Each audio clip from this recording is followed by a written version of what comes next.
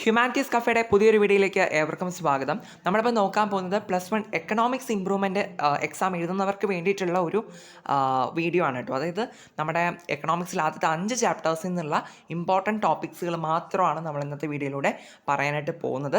So ഇംഗ്ലീഷിലും മലയാളത്തിലൊക്കെ നമ്മൾ പറയുന്നുണ്ട്. സോ എല്ലാവരും ഒന്ന് കാണാൻ ശ്രമിക്കുക. നമ്മുടെ ഫസ്റ്റ് ചാപ്റ്റർ ഇതായിരുന്നു, സ്വാതന്ത്ര്യം ലഭിക്കുന്നതിന് മുമ്പുള്ള ഇന്ത്യൻ സമ്പദ്ഘടന എന്നുള്ളതാണ് അല്ലേ. അതായത് ആദ്യത്തെ ഏറ്റവും ഫസ്റ്റത്തെ ചാപ്റ്ററാണ് കേട്ടോ ഇത്.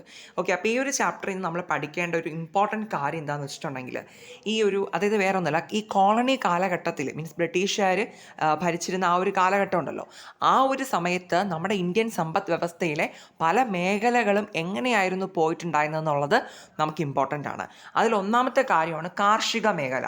അതായത് നമ്മൾ പഠിക്കുന്നതാണ്, കാർഷിക മേഖലയിൽ മൊത്തത്തിൽ എന്താ പറയുക, നിശ്ചലമായിരുന്നു, മുരടിപ്പിലായിരുന്നു. ഇത് കണ്ടോ, ഈ ഒരു വേർഡ് കണ്ടോ, മുരടിപ്പിലായിരുന്നു, സ്റ്റാഗ്നേഷനിലായിരുന്നു എന്ന് പറയുന്നുണ്ട്. സോ ഇത് എപ്പോഴും നമുക്ക് എന്താണ് റിപ്പീറ്റ് ചെയ്ത് ചോദിക്കുന്നൊരു കാര്യമാണ്, കാർഷിക മേഖല എങ്ങനെയാണ് ഈ ഒരു സ്റ്റാഗ്നേഷൻ അല്ലെങ്കിൽ ഈ ഒരു മരവിച്ച അവസ്ഥയിൽ മുരടിപ്പിലായിരുന്ന മീൻസ് ഒരു ഇമ്പ്രൂവ്മെൻറ്റും ഇല്ലാണ്ട് കിടന്നത് എങ്ങനെയാണ് എന്നുള്ളത് നമുക്ക് റിപ്പീറ്റ് ചെയ്ത് ചോദിക്കുന്ന കാര്യമാണ്. സോ ഈ ഒരു ക്വസ്റ്റ്യൻ, ഈ ഒരു ടോപ്പിക്ക് എല്ലാവരും കൃത്യമായിട്ട് പഠിച്ചിട്ട് പോകാം കേട്ടോ. അത് ഇമ്പോർട്ടൻ്റ് ആണ്, അതിൽ വേറെ ഒരു വിട്ടുവീഴ്ചയില്ല, എല്ലാവരും പഠിച്ചിട്ട് പോവുക കാർഷിക മേഖലയെ പറ്റിയിട്ട് കേട്ടോ. അതായത് കോളനി കാലഘട്ടത്തിലെ കാർഷിക മേഖല എങ്ങനെയായിരുന്നു, അതെങ്ങനെയാണ് മുരടിച്ച് പോയി കടന്നിട്ടുണ്ടായിരുന്നത്, സ്റ്റാഗ്നേഷനിലായത് എങ്ങനെയാണെന്നുള്ളതാണ് നമ്മൾ ആ ഒരു അഗ്രികൾച്ചറൽ സെക്ടർ, അതാണ് ഇംഗ്ലീഷിൽ പറയാം കേട്ടോ, അത് നമ്മൾ പഠിക്കുക. പിന്നെ അതുപോലെ തന്നെ കോളനി കാലഘട്ടത്തിലെ വ്യാവസായിക മേഖല, ഇൻഡസ്ട്രിയൽ സെക്ടർ എങ്ങനെയായിരുന്നു എന്നുള്ളതും നമ്മൾ പഠിക്കുക. അതും നമുക്ക് സെപ്പറേറ്റ് ആയിട്ട് ചോദിക്കാറുണ്ട്, വ്യാവസായിക മേഖല അല്ലെങ്കിൽ ഏതാണ് ഇൻഡസ്ട്രിയൽ സെക്ടർ. പിന്നെ അതുപോലെ തന്നെ മറ്റത് രണ്ടും വളരെ ഇമ്പോർട്ടൻ്റ് ആണ്. പിന്നെ ഈ ഒരു വിദേശ വ്യാപാരം,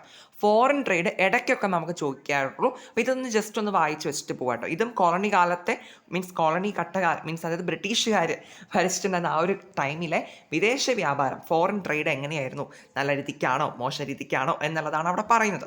പിന്നെ ഒരു ഇമ്പോർട്ടൻറ്റ് കാര്യമാണ്, ടോപ്പിക്കാണ് ജനസംഖ്യാസ്ഥിതി, ഡെമോഗ്രഫിക് കണ്ടീഷൻ എന്ന് പറയുന്നത്. അതായത് ഇതും പറയുന്നത് എന്താ പറയുക, നമ്മുടെ ആ ഒരു കൊളോണിയൽ ടൈമിൽ ഡെമോഗ്രഫിക് കണ്ടീഷൻ എങ്ങനെയായിരുന്നു എന്നുള്ളതിനെ പറ്റിയിട്ടാണ് ഈ ഒരു ടോപ്പിക്കിലും പറയുന്നത്.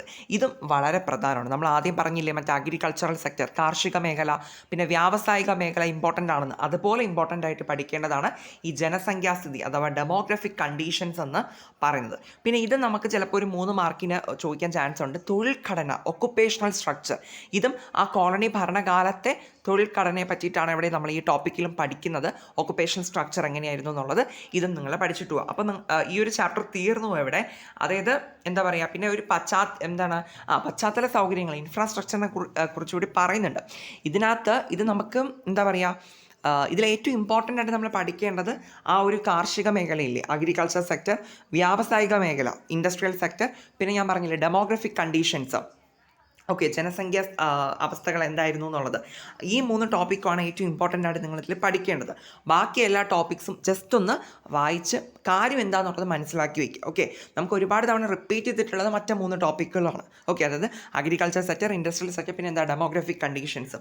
ഓക്കെ ആണല്ലോ, ഇത്രയേ ഉള്ളൂ ഈ ഒരു ചാപ്റ്ററിൻ്റെ കാര്യങ്ങൾ. ഇനി രണ്ടാമത്തെ ചാപ്റ്റർ എന്ന് പറയുന്നത് നോക്കൂ, അവിടെ നമുക്ക് ആദ്യമേ തന്നെ ഇമ്പോർട്ടൻ്റ് ആയിട്ട് പഠിക്കേണ്ടത് ഇതാണ്, ഇന്ത്യൻ സമ്പദ്ഘടന 1950 മുതൽ 90 വരെയുള്ള നമ്മുടെ ഇന്ത്യൻ എക്കോണമി പറ്റിയിട്ടാണ് നമ്മൾ ഈ ഒരു ചാപ്റ്ററിൽ പഠിക്കുന്നത്. ഓക്കെ, അപ്പോൾ എവിടെ നമ്മൾ ആദ്യമേ ഒരു കോംപ്രമൈസും ഇല്ലാണ്ട് എല്ലാവരും നിർബന്ധമായിട്ടും പഠിച്ചിട്ട് പോകേണ്ട ഒരു ചോദ്യമാണ്. നിങ്ങൾക്ക് അറിയുന്നുണ്ടായിരിക്കും, പഞ്ചവത്സര പദ്ധതിയുടെ ലക്ഷ്യങ്ങൾ, the goals of 5 year plans. എത്ര ലക്ഷ്യങ്ങളുണ്ടായിരുന്നു? 4 ലക്ഷ്യങ്ങളുണ്ട്. ഒന്ന് ഇതാണ്, വളർച്ച അല്ലെങ്കിൽ ഗ്രോത്ത്, അതിനെപ്പറ്റി നമ്മൾ എഴുതണം. പിന്നെ എന്താണ്, ഇത് റിപ്പീറ്റ് ചെയ്ത് ഒരുപാട് തവണ ചോദിച്ചിട്ടുള്ളതാണ്, ഇനിയും ചോദിക്കാൻ ചാൻസ് ഉള്ളതാണ്. ആധുനിക വൽക്കരണം, മോഡേണൈസേഷനെ പറ്റിയിട്ട് എഴുതുക. പിന്നെ ഇതിനെപ്പറ്റി എഴുതണം, സെൽഫ് റിലയൻസ്, ആശ്രയത്വം. ഓക്കെ, മലയാളം അങ്ങോട്ട് വരുന്നില്ല.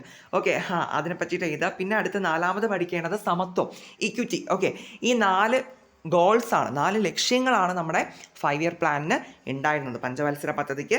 അത് വളരെ ഇമ്പോർട്ടൻ്റ് ആണ്. എല്ലാവരും കൃത്യമായിട്ട് എക്സ്പ്ലനേഷൻ സഹിതം ആ 4 സബ് ടോപ്പിക്കുകളും എന്ത് ചെയ്യുക, പഠിച്ചിട്ട് പോവുക. ഓക്കെ, അത് ഉറപ്പാണ് കേട്ടോ ആ ചോദ്യം, അതുകൊണ്ട് തന്നെ അത് പഠിക്കുക. അതൊരു 4-5 മാർക്കിനൊക്കെയാണ് കേട്ടോ ചോദിക്കുക. പിന്നെ വരുന്നത് ഹരിത വിപ്ലവം. ഓക്കെ, ഗ്രീൻ റവല്യൂഷൻ, ഇതും വളരെ മോസ്റ്റ് റിപ്പീറ്റഡ് ആയിട്ട് ചോദിച്ചിട്ടുള്ള ഒരു ചോദ്യമാണ്. ഗ്രീൻ റവല്യൂഷൻ എന്നുള്ളത് നമുക്ക് +2ലും പലയിടത്തും പഠിക്കേണ്ടി വരും കേട്ടോ.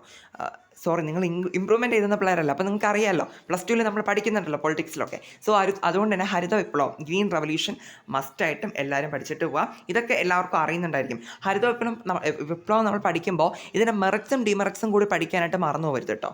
അത് എന്താണ് വിപ്ലവം, മീൻസ് ഹരിത വിപ്ലവം എന്താണെന്ന് മാത്രം പഠിച്ചാൽ പോരാ, അതിൻ്റെ നല്ല വശങ്ങളും കോട്ടവശങ്ങളും ഒക്കെ നമ്മളവിടെ നോക്കിയിട്ട് വേണം പോകാനായിട്ട്. ഓക്കെ, ഇനി ഈ ഒരു ചാപ്റ്ററിൽ നിന്ന് വരുന്ന ഒരു ക്വസ്റ്റ്യനാണ് IPR. IPR എന്താണെന്നറിയോ? ഇൻഡസ്ട്രിയൽ പോളിസി റെസൊല്യൂഷനാണ്. നോക്കാം, ദാറ്റ് ഈസ് ഇതാണ് കേട്ടോ IPR.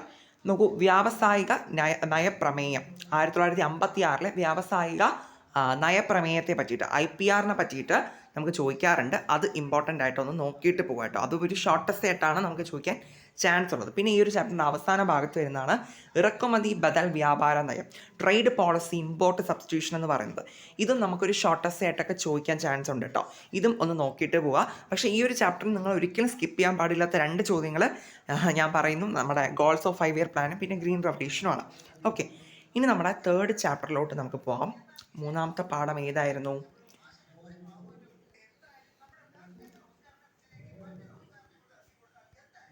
യെസ്, ഉദാരവൽക്കരണം, സ്വകാര്യവൽക്കരണം, ആഗോളവൽക്കരണം, ഒരു വിലയിരുത്തൽ. ഓക്കെ, എന്താണെന്നറിയോ?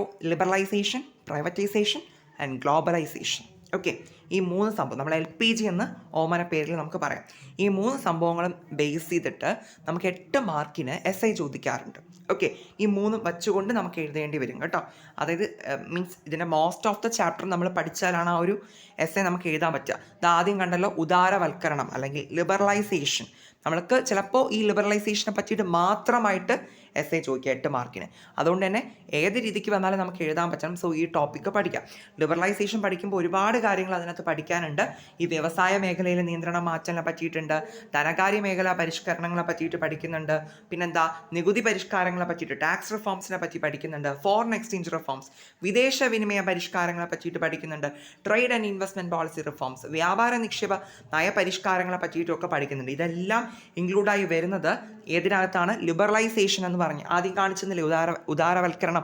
ആ ഒരു ടോപ്പിക്കിനകത്താണ് നമ്മൾ ലാസ്റ്റ് പറഞ്ഞ ആ ടോപ്പിക്സുകളെല്ലാം വരുന്നത്. അതെല്ലാം ഇൻക്ലൂഡ് ചെയ്ത് പഠിക്കണം, കാരണം SI ടോപ്പിക്കാണ്. ഓക്കെ, പിന്നെ 2ാമത് വരുന്നത് സ്വകാര്യവൽക്കരണം, പ്രൈവറ്റൈസേഷൻ. ഓക്കെ, ഇത് അത്രയ്ക്കൊന്നും പഠിക്കാനില്ല, എങ്കിലും അത്യാവശ്യം പഠിക്കാനുണ്ട്. ഈ ടോപ്പിക്കും എല്ലാവരും കൃത്യമായിട്ട് പഠിക്കാം. പിന്നെ നമുക്ക് എല്ലാവർക്കും ഈസിയാണ് പഠിക്കാൻ ആഗോളവൽക്കരണം, ഗ്ലോബലൈസേഷൻ. ഇതിനകത്തും ഇതെന്താണെന്നുള്ളത് പറയുന്നുണ്ട്. പിന്നെ ഇതിനകത്ത് പറയുന്നൊരു കാര്യമാണ് പുറം പണിക്കരാർ, ഔട്ട്സോഴ്സിങ്ങിനെ പറ്റിയിട്ട്. ഓക്കെ, അപ്പം ഇതുകൂടി എഴുതുമ്പോഴാണ് നമുക്ക് ആ ഒരു ഇത്രയും കാര്യങ്ങൾ എഴുതുമ്പോഴാണ് ആ ഒരു SI കംപ്ലീറ്റ് ആവുക. ഞാൻ ഒന്നുകൂടി പറയാണ്, നമുക്ക് LPG ഒരുമിച്ച് നമുക്ക് SIക്ക് ചോദിക്കാം. LPG മീൻസ് എന്താണ്? Liberalisation, privatisation, globalisation. ഉദാരവൽക്കരണം, സ്വകാര്യവൽക്കരണം, ആഗോളവൽക്കരണം. ഇത് 3ഉം ഒരുമിച്ച് മീൻസ് കണക്ട് ചെയ്തുകൊണ്ട് നമുക്ക് SIക്ക് ചോദിക്കാം. അല്ലെങ്കിൽ 3ഉം ഇതിലേതെങ്കിലും സെപ്പറേറ്റ് ആയിട്ട് നമുക്ക് എന്ത് ചെയ്യാം? SIക്ക് ചോദിക്കാൻ ചാൻസ് ഉണ്ട്. 8 മാർക്കിന് വന്നില്ലെങ്കിൽ ഉറപ്പായിട്ടും ഒരു 5 or 6 മാർക്കിന് ഷോർട്ടസ്റ്റ് ആയിട്ടും ഇതിൽ 3-ൽ ഏതെങ്കിലും ഒരു ടോപ്പിക്കെങ്കിലും വരാൻ ചാൻസ് ഉണ്ട്. സോ ഇത് 3ഉം കൃത്യമായിട്ട് പഠിച്ചിട്ട് പോവാം. പിന്നെ ഈ ഗ്ലോബലൈസേഷൻ അല്ലെങ്കിൽ ആഗോളവൽക്കരണത്തിൽ പറഞ്ഞ ഈ ഒരു ടോപ്പിക്കില്ലേ, പുറം പണിക്കരാർ, ഔട്ട്സോഴ്സിങ്. ഈ ഔട്ട്സോഴ്സിങ് എന്താണെന്നുള്ളത് നമുക്ക് ഈ SIക്ക് ഒന്നും ഈ ടോപ്പിക്ക് വന്നില്ലെങ്കിലും ഔട്ട്സോഴ്സിങ് ഒരു 2-3 മാർക്കിന് അല്ലെങ്കിൽ 1 വേർഡ് സെക്ഷനിലും ഇതിന് ഡെഫിനീഷൻ വൈസ്ലി എഴുതാൻ ചോദിക്കാറുണ്ട്. 4 മാർക്കിന് അങ്ങനെ സെപ്പറേറ്റ് ആയിട്ട് ഔട്ട്സോഴ്സിങ്ങും ചോദിക്കാറുണ്ട് കേട്ടോ. അതുകൊണ്ട് നിങ്ങൾ ഈ ഔട്ട്സോഴ്സിങ്ങിലെ പുറം പണിക്കരാർ ഇത് നിങ്ങൾ സ്ട്രെസ് കൊടുത്ത് പഠിച്ചിട്ട് പോകുക കേട്ടോ. ഓക്കെ, അപ്പോൾ ഇത് ഈ ഒരു SI ചാപ്റ്ററാണ്. അപ്പോൾ നിങ്ങൾ ഈ ഒരു ചാപ്റ്റർ അത്രയും ഇമ്പോർട്ടൻസ് കൊടുത്ത് തന്നെ പഠിക്കുക. ഈ 3ാമത്തെ പാഠം. 4ാമത്തെ പാഠം നമുക്കറിയാമല്ലോ, ദാരിദ്ര്യം അല്ലേ, പോവർട്ടിയാണ് നമുക്ക് 4ാമത്തെ ചാപ്റ്റർ വരുന്നത്. ഞാനൊന്ന് എടുത്തോട്ടെ കേട്ടോ. ദാരിദ്ര്യം എന്ന് പറയുന്ന നമ്മുടെ 4ാമത്തെ ചാപ്റ്റർ ഉണ്ടല്ലോ, അവിടെ നമുക്കൊരു ഇമ്പോർട്ടൻറ്റ് 8 മാർക്കിൻ്റെ SI ചോദ്യം വരിക. അത് നമുക്ക് എന്താ ഷുവറായിട്ട് ചോദിക്കുന്ന പല തവണ റിപ്പീറ്റ് ചെയ്ത് ചോദിച്ചിട്ടുള്ള ഒരു ക്വസ്റ്റ്യനാണ് വരുന്നത് കേട്ടോ. മോസ്റ്റ് ഇമ്പോർട്ടൻ്റ് ആയിട്ട് വരുന്നത് നമുക്ക് നോക്കാം. കണ്ടല്ലോ, ദാരിദ്ര്യം, പോവർട്ടി എന്ന് പറയുന്ന നമ്മുടെ 4ാമത്തെ ചാപ്റ്റർ. ഈ ഒരു ചാപ്റ്ററിൽ ആദ്യം കുറച്ച് ഷോർട്ടസ്റ്റ് ഒക്കെ ഒന്ന് നോക്കണം. അതായത് നമ്മൾ ദാരിദ്ര്യ രേഖയെ പറ്റിയിട്ട് ഇവിടെ പഠിക്കുന്നുണ്ട്, പോവർട്ടി ലൈനിനെ പറ്റിയിട്ട്. ഓക്കെ, അതിന് പോകുന്നതിന് മുമ്പ് ഈ ഒരു ടോപ്പിക് ഉണ്ടോ, ദരിദ്രരെ എങ്ങനെ തിരിച്ചറിയാം, how are the poor people identified. അപ്പോൾ ആ ഒരു ടോപ്പിക് ഒന്ന് നോക്കിയിട്ട് പോകണം. എനിക്ക് തോന്നുന്നു ഇത് NCERT ഇങ്ങനെ എന്താ പറയുക ഒഴുകി അങ്ങ് കൊടുത്തിരിക്കുകയാണ്. എന്താ പറയുക എസ് എ ആയിട്ട് രീതിക്ക്. പക്ഷെ നമുക്ക് ഗൈഡൊക്കെ വെച്ചിട്ടാണെന്നുണ്ടെങ്കിൽ ഗൈഡിലൊക്കെ കുറച്ചുകൂടി പോയിൻറ്റ്സ് ആയിട്ട് കുറച്ചുകൂടി ചുരുക്കിയാണ് അവിടെ കൊടുത്തിട്ടുള്ളത്. അത് നിങ്ങൾ നോക്കിയാൽ മതി. ഇത് കണ്ട് നിങ്ങൾ പേടിക്കേണ്ട. അതിലൊക്കെ കുറച്ചുകൂടി നല്ല രീതിക്ക് കൊടുത്തിട്ടുണ്ട് കേട്ടോ. ഇതിൽ ഭയങ്കരമായിട്ട് ഇങ്ങനെ വിശാലമായിട്ട് കൊടുത്തിരിക്കുകയാണ്. ഓക്കെ, അപ്പം എങ്ങനെ പൂവർണ്ണ നമുക്ക് ഐഡൻറ്റിഫൈ ചെയ്യാമെന്നുള്ളത് എല്ലാവരും ഒന്ന് നോക്കിയിട്ട് പോകാം. ഇതാണ് ഞാൻ നേരത്തെ പറഞ്ഞ സംഭവം. ദാരിദ്ര്യരേഖ, പോവർട്ടി ലൈനിനെ പറ്റിയിട്ട് നമുക്ക് ക്വസ്റ്റ്യൻസ് വരാറുണ്ട്. ഇതാ കണ്ടോ, പലതരത്തിലുള്ള പൂവേഴ്സ്, ഈ ഒരു ഗ്രാഫുകളൊക്കെ ഇല്ലേ, ഇത് നിങ്ങൾ നോക്കിയിട്ട് പോവാം. ഇതൊക്കെ നമുക്ക് കുഞ്ഞു കുഞ്ഞു മാർക്കിന് നമുക്ക് ചോദിക്കുന്നതാണ് കേട്ടോ, ഞാൻ ഇതുവരെ പറഞ്ഞ ടോപ്പിക്കുകളെല്ലാം. ഓക്കെ, അതൊക്കെ എന്തായാലും എല്ലാവരും നോക്കിയിട്ട് ഒന്ന് വായിച്ച് വെച്ചിട്ട് പോകാം. അതൊക്കെ ഈസിയാണ് കേട്ടോ. പിന്നെ ആണ് നമുക്ക് വരുന്നത് ഈ ഒരു ഷോർട്ട് എസ്സേ ക്വസ്റ്റ്യൻ. എന്താണ് ദാരിദ്ര്യത്തിന് കാരണം? What causes poverty? ഇതൊരു ഇമ്പോർട്ടൻറ്റ് ടോപ്പിക്കാണ് കേട്ടോ, ഇമ്പോർട്ടൻറ്റ് ക്വസ്റ്റ്യൻ ആണ്. ഇത് എല്ലാവരും പഠിക്കുക. ഷോർട്ട് എസ്സേ ആയിട്ട് ചോദിക്കുന്നതാണ് കേട്ടോ. ഞാൻ പറഞ്ഞ ഗൈഡിലൊക്കെ ആണെന്നുണ്ടെങ്കിൽ പോയിൻറ്റ്സ് ആയിട്ട് കൊടുത്തിട്ടുണ്ട്, എന്താ പറയുക, ബുള്ളറ്റ് പോയിൻറ്റ്സ് ആയിട്ട്. അതൊക്കെ കുറച്ചുകൂടി ഈസിയാണ് പഠിക്കാൻ വേണ്ടിയിട്ട്. അപ്പോൾ നിങ്ങൾ എടുത്തൊന്ന് നോക്കിയാൽ മതി, എന്താണ് ദാരിദ്ര്യത്തിന് കാരണം, വാട്ട് കോസസ് പോവർട്ടി എന്നുള്ളത്. ഓക്കെ, അത് എല്ലാവരും കൃത്യമായിട്ട് പഠിക്കുക, ഈ ഒരു ടോപ്പിക്ക് കേട്ടോ. അത് നമുക്ക് ഷോർട്ട് എസ്സേ ആയിട്ട് വരുന്ന ഒരു ചോദ്യമാണ്. ഇനിയാണ് നമ്മുടെ ഈ ഒരു എന്താ പറയുക ഗെയിം ചേഞ്ചർ എന്നൊക്കെ നമുക്ക് പറയുന്ന പോലെ വരുന്നത് ഈ സംഭവം. ദാരിദ്ര്യ നിർമ്മാർജ്ജന നയങ്ങളും പരിപാടികളും. എന്താണ് ഇത്? പൊളിറ്റിക്സ് അല്ല കേട്ടോ, പോളിസീസ് ആണ്. Policies and programmes towards poverty alleviation. Politics അല്ല, ഇതാണ് പോളിസീസ് ആണ് കേട്ടോ. ഓക്കെ, അതായത് നമ്മുടെ പോവർട്ടി മാറ്റുന്നതിനുള്ള പോളിസികൾ, നമ്മുടെ ഇന്ത്യയിൽ എടുത്തിട്ടുള്ള പോളിസികൾ എന്തൊക്കെയാണ്, പ്രോഗ്രാംസ് എന്തൊക്കെയാണ്, അതാണ് നമ്മളവിടെ പഠിക്കാൻ വേണ്ടിയിട്ട് പക്ഷേ ഈ ഒരു ടോപ്പിക്കിലൂടെ പഠിക്കുന്നത്. അപ്പോൾ ഇതിനകത്ത് നമ്മൾ ഒരുപാട് പോളിസികളും പ്രോഗ്രാമിനെ പറ്റി പഠിക്കുന്നുണ്ട്. കണ്ടോ, ഒരുപാട് നമ്മുടെ തൊഴിലുറപ്പ് പദ്ധതി മുതൽ അങ്ങോട്ട് പഠിക്കുന്നുണ്ട്. ഇതെല്ലാം നമ്മൾ കൃത്യമായിട്ട് പഠിച്ചിട്ടോ. ഒരു വലിയ ടോപ്പിക്കാണ്, പഠിച്ചെടുക്കാൻ അത്യാവശ്യം ബുദ്ധിമുട്ടാണ് ഫസ്റ്റ് ഓഫ് ഓൾ. ഒക്കെ, അപ്പോൾ എങ്കിലും എന്തായാലും ഇമ്പ്രൂവ്മെൻറ്റ് ചെയ്യുന്ന എല്ലാവരും അത് പഠിച്ചിട്ട് പോവുക.